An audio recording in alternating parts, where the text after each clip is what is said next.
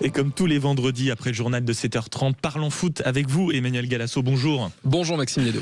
Le 2 novembre, c'est une altercation qui avait beaucoup fait parler entre le joueur toulousain Donoum et le joueur havrais Ebono. En réalité, le joueur toulousain avait été accusé de racisme, notamment par l'entraîneur du Havre. Et mercredi, la commission de discipline a tranché en prenant acte, on va dire, d'une décision étonnante. Il a suspendu le Toulousain pour 2 matchs. Et cette décision ne fait clairement pas l'unanimité dans le milieu du football.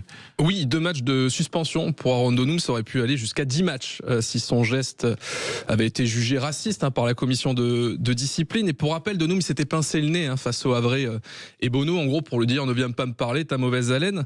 L'histoire aurait pu s'arrêter là. Mais Didier Digard, l'entraîneur havrais, qui était à peu près à 50 mètres de l'action, a commencé à s'agiter.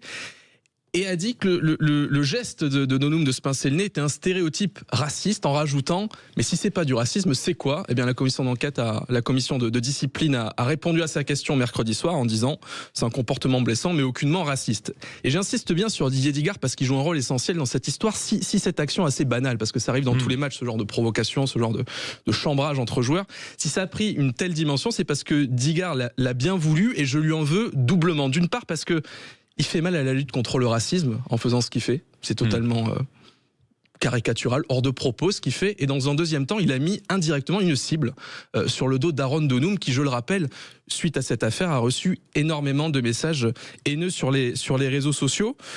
Et depuis un certain temps, Didier Digard nous parle finalement plus de sujets sociétaux que de football.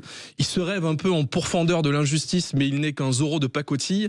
Et il ferait bien de se recentrer un petit peu sur le sportif, parce que c'est son domaine de prédilection. C'est là où il excelle, voilà, accessoirement. Et c'est là où il peut aider son club, qui en a besoin, le Havre, sur le terrain. Et un dernier mot, Maxime, concernant la peine de 2 matchs de suspension pour Aaron Donoum, ça n'a aucun sens.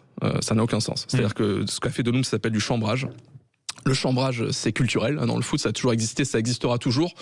Donc, la commission de discipline aurait été bien avisée de tout simplement le blanchir. Mais bon, finalement, on n'en est plus à une incohérence près. Ça, c'est sûr. C'est ce qu'on appelle en réalité une décision politique, histoire de satisfaire un peu tout le monde. Et on a bien entendu l'agacement ce matin au micro de Sud Radio d'Emmanuel Galasso, que vous retrouvez donc tous les vendredis dans Parlons Foot.